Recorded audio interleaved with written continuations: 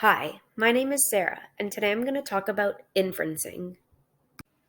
I'm going to tell you why inferencing is an important skill for children to learn, and I will be providing 10 evidence-based strategies for teachers to implement so their students can be successful and confident readers. So, what is inferencing?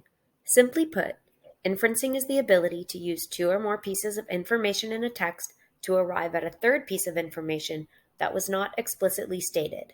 In other words, it's like using clues to read between the lines in order to gain a deeper understanding of what the author is trying to convey.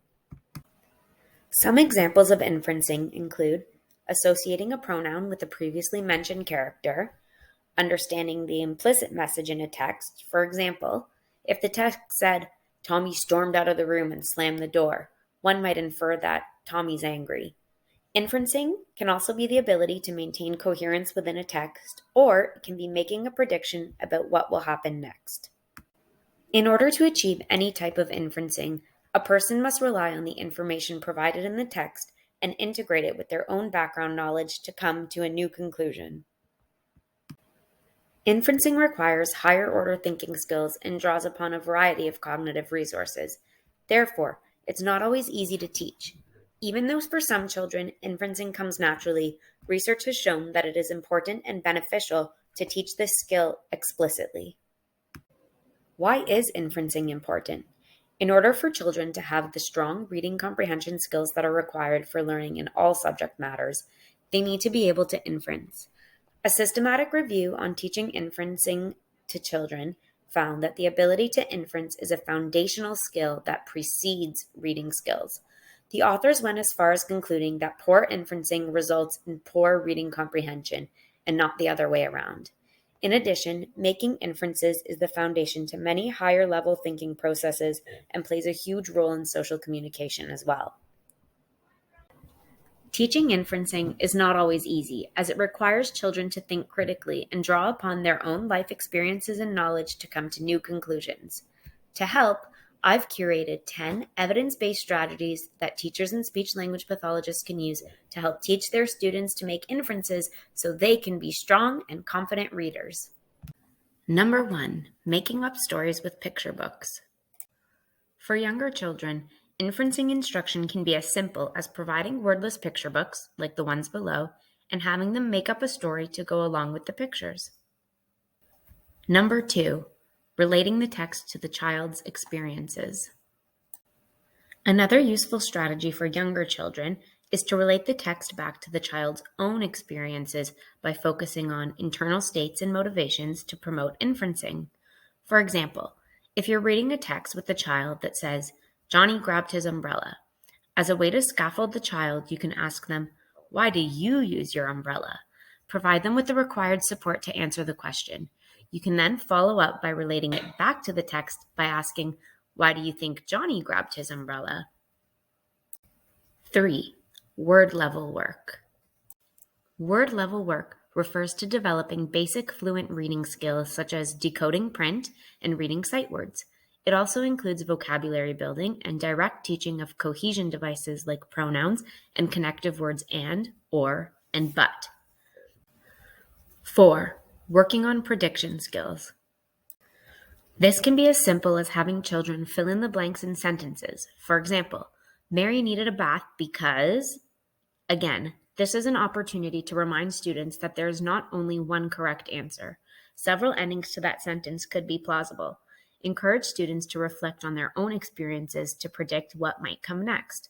Another option is to read a page of a book and ask the child, what do you think will happen next? 5. Activating prior knowledge.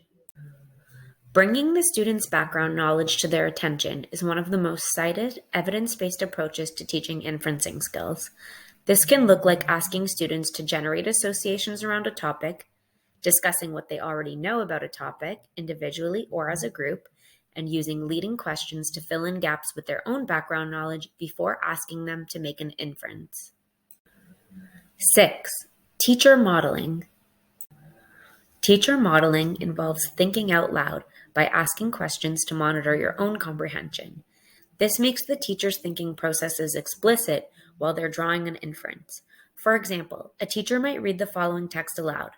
The bank refused to give Tom a loan for a new car. He began to look for another part-time job. The teacher can then ask the gap-filling question, why did Tom want another part-time job?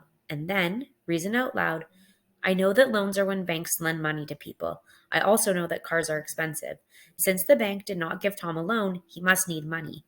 People usually work when they need money. Therefore, Tom got another job because he needed money to buy a new car.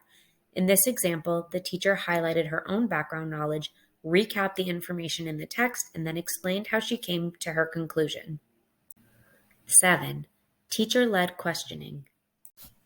The next step after teacher modeling is the teacher asking probing questions to help the students monitor their own comprehension. For example, after asking an inferencing question, the teacher can ask, how do you know? And have the students explain out loud what background knowledge they relied on to come to their conclusion. This creates an opportunity for students to think about the strategy they used so they can apply it again later on to more complex or difficult texts. 8. Teaching questioning. A step up from teacher-led questioning is teaching students to ask questions on their own. Start by teaching the meaning of question words like what, where, why, when, and how. The goal is for students to be able to monitor their own comprehension by continually questioning whether the information in the text agrees with what they know about the world.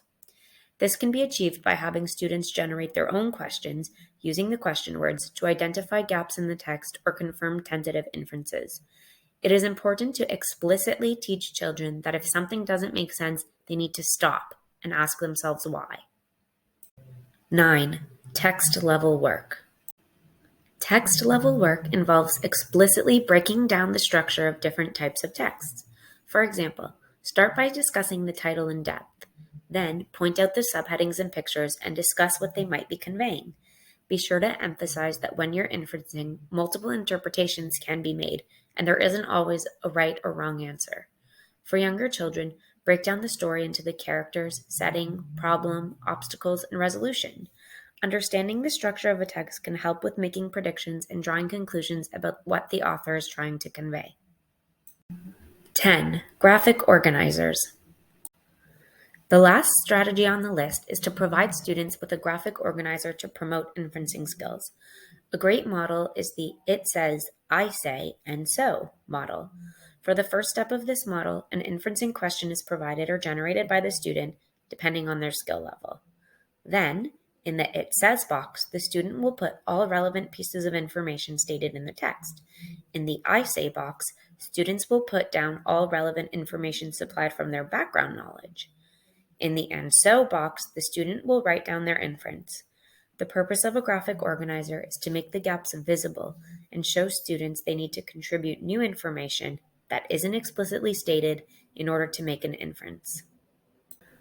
Thank you for listening. And remember, every student learns differently, so strategies should be modified to meet students where they're at.